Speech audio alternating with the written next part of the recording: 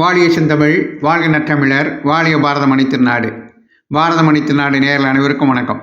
நாம் பேனாமன்னர் அமரர் கல்கி அவர்களின் சிவகாமியின் சபதம் வரலாற்று நாவலை பார்த்து கொண்டிருக்கிறோம். அந்த வரிசையிலே இன்று பாகம் 2 காஞ்சி முற்றுகையில் 8ஆம் அத்தியாயம் நாகம் சீறுகிறது. அரண்யத்தினால் சூழப்பட்ட தாமரை குளக்கரையில் மகிழ மரத்தின் அடியில் போட்டிருந்த மரப்பலகை சிங்காதனத்தில் சிவகாமி அமர்ந்து தன் மார்பு கச்சில் சேர்த்து செருகியிருந்த ஓலையை எடுத்தாள். பொல்லாத ஓலையே, பல்லவகுமாரரின் காதல் என் உள்ளத்தை குத்தி புண் செய்வது போதாதென்று நீயும் என் நெஞ்சை குத்துகிறாயா என்று சொல்லிக்கொண்டே அந்த ஓலையை கண்ணிலே ஒற்றிக்கொண்டாள்.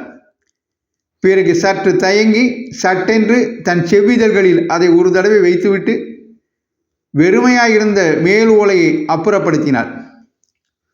உள்ஏட்டில் முத்து போல் பொறித்த அழகிய சின்னஞ்சிறு எழுத்துக்கள் காணப்பட்டன. கண்களில் ஆர்வம் ததும்ப சிவகாமி படிக்கத் தொடங்கிய போது, அக்கா அக்கா என்று பின்னால் இருந்து வந்த சப்தத்தை கேட்டு திடுக்கிட்டாள்.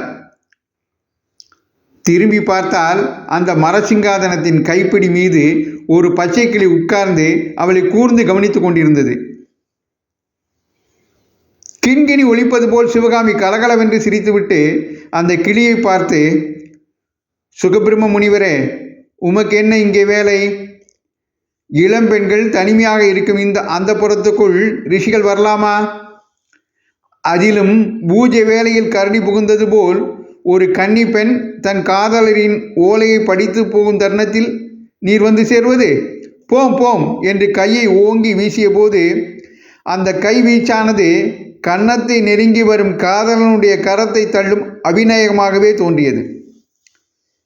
அதற்கேற்றாற்போல் அந்த சுக மகா முனிவரும் மாட்டேன் மாட்டேன் என்றார். சிவகாமி மறுபடியும் சிரித்துவிட்டு கூறினாள், வேஷதாரி ரிஷியே, கதைகளிலே வரும் அரசிலங்குமாரிகள் எல்லாரும் அந்த புறத்தில் உம்மை வைத்து கொண்டு எப்படித்தான் ரகசியம் பேசினார்களோ தெரியவில்லை. இருக்கட்டும் இருக்கட்டும், நான் பல்லவ ராஜ்யத்தின் மகாராணி ஆகும்போது உங்களுக்கெல்லாம் அரண்மனையில் இடமில்லாமல் செய்து விடுகிறேன். அப்போது அந்த விஷமம் நிறைந்த சுகபிரமம் மாமல்லா மாமல்லா என்று உச்சஸ்தாயில் கீச்சு குரலில் கத்திற்று. ஓஹோ, அப்படியா சேதி? நான் அந்த புறத்திலிருந்து உங்களை துரத்தி அடித்தால் மாமல்லரிடம் சலுகைக்கு போவோம் என்று சொல்கிறீரா? நடக்காது முனிவரே, நடக்காது. பல்லவ சிங்காதனத்திலே சிவகாமி தேவி அமர்ந்தவுடனே முதல் காரியமாக அந்த ராஜ்யத்திலே சோம்பி திரியும் ஆண்டிகள், பிட்சுக்கள், காவி துணி தெரிந்த சன்னியாசிகள், மண்டையோட்டு மாலை அணிந்த கபாலிகர்கள், இவர்களையெல்லாம் நாட்டை விட்டு ஓட்டிவிடப் போகிறாள். யோக்கியமாக கல்யாணம் செய்து கொண்டு இல்லறம் நடத்துகிறவர்களுக்கு தான் பல்லவ ராஜ்யத்தில் அப்புறம் இடம் இருக்கும், தெரியுமா? நான் இந்த ஓலையை படிக்கும் வரையில் உம்முடைய திருவாயை மூடிக்கொண்டு சும்மா இருக்க முடியாது என்பது போல் சுகர் ரதி ரதி என்றார். சிவகாமி திரும்பி பார்த்தாள். அங்கே ரதி துள்ளி ஓடி வந்து கொண்டிருந்தது. ரதி, அந்த புறத்துக்கு தகுந்த சகி நீதான். எல்லாவற்றையும் கேட்டுக்கொண்டு வாயை திறக்காமல் மௌனமாய் இருப்பாய். இந்த ரிஷியோ எதையும் அரையும் குறையுமாய் கேட்டுக்கொண்டு 4 பேர் இருக்கும்போது மானத்தை வாங்கி விடுவார். இந்த வேஷதாரி முனிவர் இங்கிருந்து தொலைந்து போன பிறகு உனக்கு மாமல்லரின் ஓலையை படித்து காட்டுகிறேன் ரதி. இவ்விதம் கூறி ரதியின் மோவாய்க்கட்டையை தடவி கொடுத்துவிட்டு சிவகாமி மீண்டும் ஓலையை பார்த்தார். கையிலே பணியாரத்தை வைத்து கொண்டிருக்கும் குழந்தை அதை சாப்பிட்டால் ஆகி போய்விடுமே என்ற பயத்தினால் தயங்குவது போல் சிவகாமியும் ஓலையை படிக்கும் இன்பத்தை தள்ளி போட்டு கொண்டே இருந்து கடைசியில் படிக்கலானார்.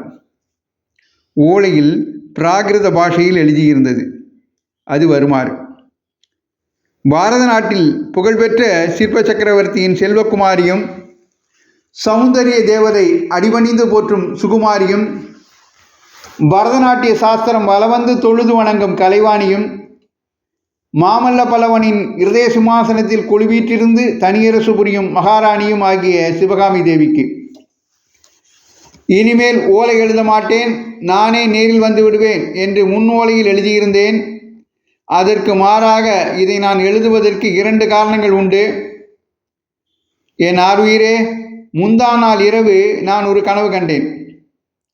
அதை நினைத்தாலே என் தேகமெல்லாம் சிலிர்க்கிறது. கற்பனைக்கு எட்டாத இன்பம் நிறைந்த அந்த அதிசய கனவை கேள். கனவிலே நான் தூங்கிக் கொண்டிருந்தேன். ஆகாய வெளியில் அந்தரத்தில் காற்று படுக்கையில் மிதந்து கொண்டே தூங்கியதாக தோன்றியது.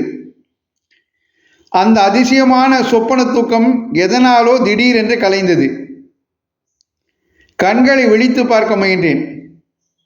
ஆனால் ஏற்கனவே கண்கள் விழித்துத்தான் இருந்தன. மேலும் கீழும் நாற்புறமும் ஒரே காடாந்தகரமாய் இருந்தபடியால் என் கண்கள் திறந்திருந்தும் மூடியிருந்தனவோ என்று நான் ஐயப்பட நேர்ந்தது. உன் கண்ணிமையில் தீட்டிய மையை காட்டியிலும் கரியதாய் என்னை சுற்றிலும் படர்ந்திருந்த அந்த அதிசயமான இருட்டை பற்றி நான் சிந்தித்து கொண்டிருக்கையில் எனக்கு சற்று மேலே வட்ட வடிவமான ஓர் ஒளி தோன்ற கண்டேன். வர வர அந்த ஒளிவட்டம் அகன்று கொண்டே வந்ததோடு அதன் ஜோதியும் அதிகமாகி வந்தது. கண்களை கூச செய்யாமல் குளிர்ந்து விளங்கிய அந்த பொன்னிற ஒளி வர வர என்னை நெருங்கி நெருங்கி வந்ததை கண்டேன். அருகே வந்ததும் அந்த ஒளி வட்டம் என்னுடைய திவ்ய வதனம்தான், உன்னுடைய திவ்ய வதனம்தான் என்று தெரிந்தபோது எனக்குண்டான வியப்பையும் களிப்பையும் எவ்வாறு சொல்வேன்? சிவகாமி, விரைவிலே உன்னுடைய உருவம் முழுவதும் தெரிந்தது. எல்லையில்லா அந்தகாரத்தின் நடுவில் உன் பொன் உருவத்தை பார்க்க பார்க்க எனக்கு ஒரு விசித்திரமான எண்ணம் உதயமாயிற்று. உன்னுடைய உருவமானது சாதாரண மனித தேகத்தை போல் இரத்தம், சதை, எலும்பு, தோல் இவைகளினால் ஆனதாக எனக்கு தோன்றவில்லை. நீலாமதியின் இளங்கதிரையும் மல்லிகை பூவின் இன்ப மனத்தையும் அன்னப்பட்சியின் இறகில் உள்ள மென்மையையும் செவ்வழி ராகத்தின் இன்னிசையையும் கலந்து உன் தூய திருமேனியை பிரம்மன் படைத்திருக்க வேண்டும் என்று கருதினேன். அவ்வாறு நான் உன் மேனி அழகாகிய மதுவை அருந்தி மயங்கி நிற்கையில் நீ என் அருகே நெருங்கி வந்தாய்.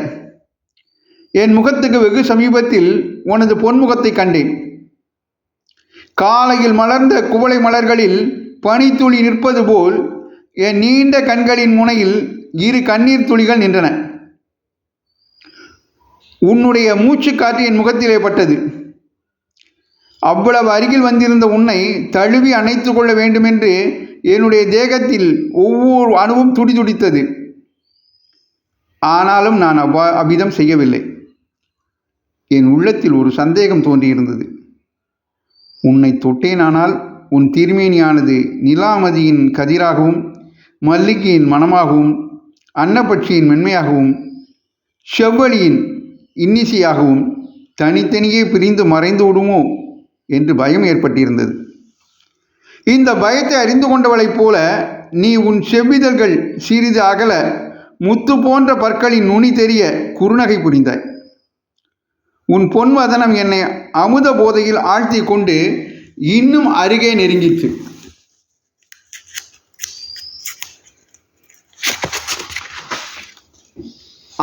என்ன சொல்வேன் என் துரதிர்ஷ்டத்தை? அந்த சமயத்தில் எங்கேயோ ஒரு நாகப்பாம்பின் சீரல் கேட்டது. சற்றென்று திரும்பி பார்த்தேன். ஒரு மரக்கலையில் இரண்டு பட்சிகள் உட்கார்ந்து ஒன்றின் மூக்கை ஒன்று தொட்டும் கலகலவென்று சப்தித்தும் விளையாடி கொண்டிருந்தன.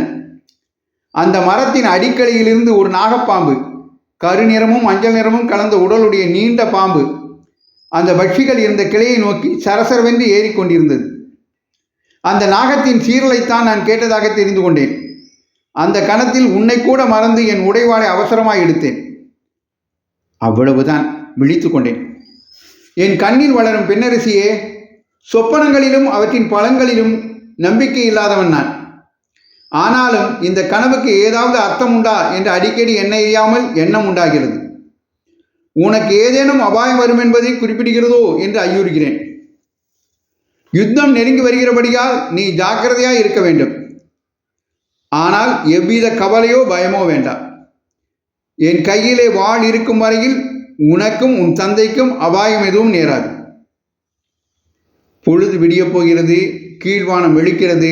நான் சொல்ல விரும்பிய இன்னொரு செய்தியை சுருக்கமாக சொல்லி முடித்து விடுகிறேன். எனக்கு ஒரு புதிய தோழன் கிடைத்திருக்கிறான். அவன் யார் தெரியுமா? மதையானை மேல் வேலெறிந்து உன்னையும் உன் தந்தையையும் காப்பாற்றிய வீர வாலிபன் தான். அவனை கோட்டை காவலுக்காக சக்கரவர்த்தி அனுப்பியிருக்கிறார். நேற்றிரவெல்லாம் நானும் அவனும் பேசிக் கொண்டிருந்தோம். பெரும்பாலும் உன்னை பற்றியே பேசிக் கொண்டிருந்தோம். சக்கரவர்த்தியிடமிருந்து உங்களுக்கு அவன் செய்தி கொண்டு வருகிறான். நீங்கள் காஞ்சி கோட்டைக்காவது வந்துவிட வேண்டும் அல்லது சோழ நாட்டுக்கு போய்விட வேண்டும் என்று சக்கரவர்த்தி சொல்லி அனுப்பியிருக்கிறார். ஆனால் நான் அங்கு வந்து உங்களை பார்த்து பேசும் வரையில் அதை பற்றி ஒரு முடிவும் செய்ய வேண்டாம். யுத்தம் நெருங்கி வருகிறதாவது ஒரு காரியத்துக்கு ரொம்பவும் நல்லதாக இருக்கிறது. கூடிய சீக்கிரம் எனக்கு விடுதலை கிடைத்துவிடும். கோட்டைக்கு வெளியே போகக்கூடிய நாள் விரைவிலே வரும்.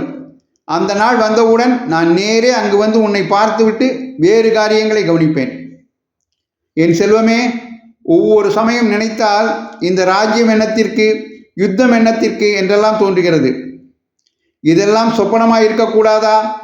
திடீரென்று கண் விழித்தெழுந்ததும் நான் சக்கரவர்த்தி குமாரன் இல்லை, உன் தகப்பனாரிடம் சிற்பங்களை கற்றுக்கொள்ளும் சீடன் என்று ஏற்பட்டால் எவ்வளவு ஆனந்தமாய் இருக்கும்.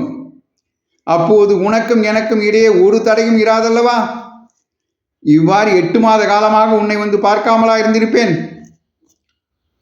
ஓலையை ஒரு தடவை முழுவதும் படித்த பின்னர் இன்னொரு தடவையும் சிவகாமி படித்தார். பிறகு ரதியை பார்த்து, ரதி, பல்லவகுமாரிடமிருந்து வந்த ஒவ்வொரு ஓலையையும் உனக்கு படித்து காட்டினேன் அல்லவா? இந்த தடவை முடியாது. படித்து காட்டினாலும் உனக்கு விளங்காது என்றார். பிறகு ஓலையை எடுத்துக்கொண்டு பின்னால் இருந்த மகிழ மரத்தின் மேல் 2 அடி ஏறினார். மேலே கிளைகள் முளைத்திருந்த இடத்தில் காணப்பட்ட பொந்தில் கையை விட்டு திரும்ப எடுத்தபோது அவளுடைய கையில் 7-8 ஓலைகள் இருந்தன.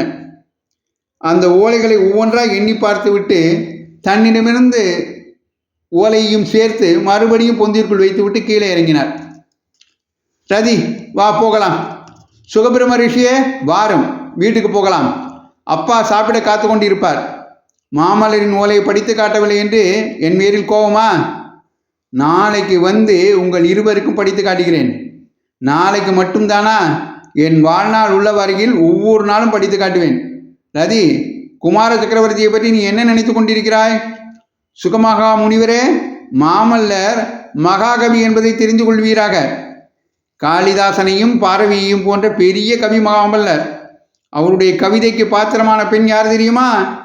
இந்த ஏழை சிற்பியின் மகள் சிவகாமி தான். இவ்விதம் ரதியுடனும் சுகமுனிவருடன் மாறி மாறி பேசிக்கொண்டே சிவகாமி வீட்டை நோக்கி சென்றாள். காட்டு மரங்களுக்குள்ளே சிவகாமி மறைந்ததும் தாமரை குளத்தின் அருகில் இருந்த மற்றொரு பெரிய மரத்தின் மறைவிலிருந்து நாகநந்தி அடிகள் வெளிப்பட்டார். அவர் மெல்ல நடந்து வந்து சிவகாமி ஓலைகளை ஒளித்து வைத்த மரப்பொந்திலிருந்து அவற்றை எடுத்தார்.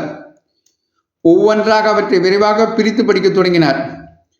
அவ்விதம் வாசித்து வந்தபோது அவர் விட்ட பெருமூச்சானது நாகப்பாம்பின் சீரலைப் போல தொனித்தது என்று இத்துடன் அமரர் கல்கி அவர்கள் நாகம் சீறுகிறது என்ற இந்த அத்தியாயத்தை முடிக்கிறார். தொடர்ந்து அமரர் கல்கி அவர்களின் சிவகாமியின் சோதம் வரலாற்று நாவலை கேட்டு மகிழ பாரதமணி திருநாடு சேனலை பின்தொடருங்கள். வரலாற்று நாவல்களில் ஆர்வமுள்ள மற்றவர்களுக்கும் பகிருங்கள் என்று கேட்டுக்கொண்டு விடைபெறுகிறேன். நன்றி, வணக்கம், ஜெய்ஹிந்த்.